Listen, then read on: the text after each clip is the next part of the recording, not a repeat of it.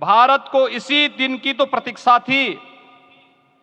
भाव विभोर कर देने वाली इस दिन की प्रतीक्षा में लगभग 5 शताब्दी व्यतीत हो गई। दर्जनों पीढ़ियां अधूरी कामना लिए इस धराधाम से साकेत धाम में लीन हो गई, किंतु प्रतीक्षा और संघर्ष का क्रम सतत जारी रहा।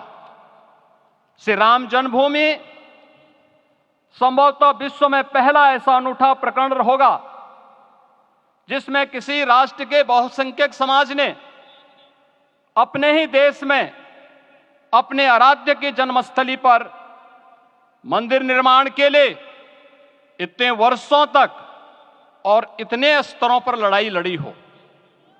संतों, सन्यासियों, पुजारियों, नागाओं, निहंगों, बुद्धिजीवियों, राजनेताओं, जनजातियों सहित समाज के हर वर्ग ने जाति पाति, विचार दर्शन, उपासना पद्धति से ऊपर उठ करके राम काज के लिए स्वयं को उत्सर्ग किया।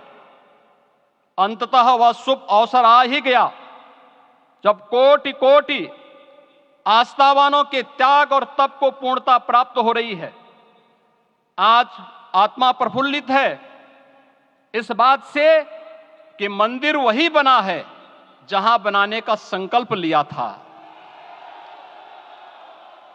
संकल्प और साधना की सिद्धि के लिए हमारी प्रतीक्षा की इस समाप्ति के लिए और संकल्प की पूर्णता के लिए आदरणीय प्रधानमंत्री श्री नरेंद्र मोदी जी का हृदय से आभार और अभिनंदन। माननीय प्रधानमंत्री जी, 2014 में आपके आगमन के साथ ही भारतीय जनमानस कह उठा था कि मोरे जिय भरोस दृढ़ सोई, मिलहि राम सगुन शुभ होई। अभी गर्भगृह में वैदिक विधि विधान से रामलला के बाल विग्रह के प्राण प्रतिष्ठा को हम सब साक्षी बने हैं। अलौकिक छवि है हमारे प्रभु की, बिल्कुल वैसे ही जैसे तुलसीदास जी ने कहा कि नव कंज लोचन कंज मुख कर कंज पद कंजारुणम। धन्य है वह शिल्पी जिसने हमारे मन में बसे राम की छवि को मूर्त रूप प्रदान किया है। विचारों और भावनाओं की विहलता के बीच मुझे पूज्य संतों और अपनी गुरु परंपरा का पुण्य स्मरण हो रहा है। आज उनकी आत्मा को असीम संतोष और आनंद की अनुभूति हो रही होगी। जिन परंपराओं की पीढ़ियां श्री राम जन्मभूमि मुक्ति यज्ञ में अपनी आहुति दे चुकी है, उनकी पावन स्मृतियों को मैं यहां पर कोटि कोटि नमन करता हूं।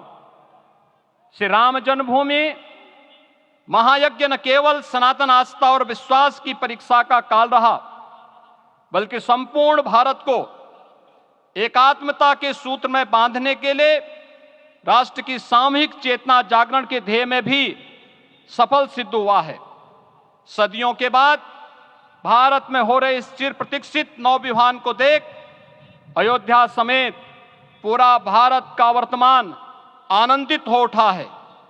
भाग्यवान है हमारी पीढ़ी जो इस राम काज के साक्षी बन रहे हैं, और उससे भी बड़भागी हैं वो जिन्होंने सर्वस्व इस राम काज के लिए समर्पित किया है और करते चले जा रहे हैं।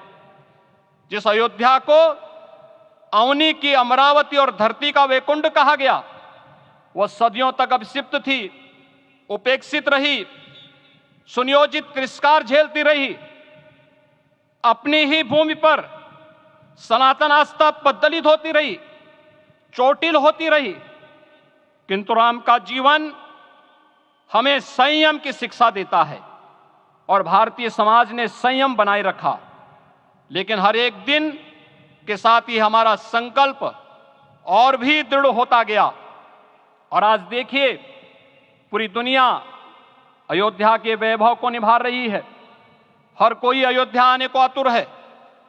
आज अयोध्या में त्रेतायुगीन वैभव उतर आया है। दिख रहा है यह धर्मनगरी विश्व की सांस्कृतिक राजधानी के रूप में प्रतिष्ठित हो रही है। पूरा विश्व दिव्य और भव्य अयोध्या का साक्षात्कार कर रहा है। आज जिस सुनियोजित एवं तीव्र गति से अयोध्यापुरी का विकास हो रहा है वह प्रधानमंत्री जी के दृढ़ संकल्प, इच्छा शक्ति और दूरदर्शिता के बिना संभव नहीं था। कुछ वर्ष पहले कल्पना से परे था कि अयोध्या में एयरपोर्ट होगा, यहां के नगर के भीतर 4 लेन की सड़कें होंगी, सरयू जी में क्रूज चलेंगे, अयोध्या की खोई गरिमा वापस आएगी। लेकिन मित्रों, डबल इंजन की सरकार के प्रयास से आज आप सबके सहयोग से यह सब साकार हुआ।